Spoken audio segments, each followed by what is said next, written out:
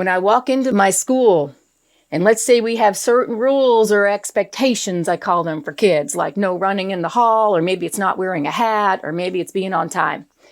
This is going to be the one thing you can do to shift the culture, is be consistent. Consistency is another thing that breaks us down. And what we know too is our kids don't have a lot of limits in their life, and everything's negotiable. So we have to be in a place right now where not only we've got the social emotional learning, we've got the Mr. Rogers part, that's the love and affection. We're going to take care of those kids. We're going to identify the causal factors for their behavior, and we're going to get in there and run some intervention. That's the Mr. Rogers part. But you also got to have the General George Patton part, right?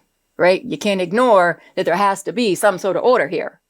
And you got to have limits. One of our problems is we keep moving the limits. Example. If you got a hat rule in your building, which many buildings do, I got to say to kids, even if I disagree with the rule, I got to say, hey guys, you know the rule, take your hat off. Take your hat off. Take your hat off. I can't be that teacher who, when that kid walks around the corner, I go, oh man, that kid with the hat again, I'm not going there, and walks by him. Those, if you will, are the consistencies that break us down.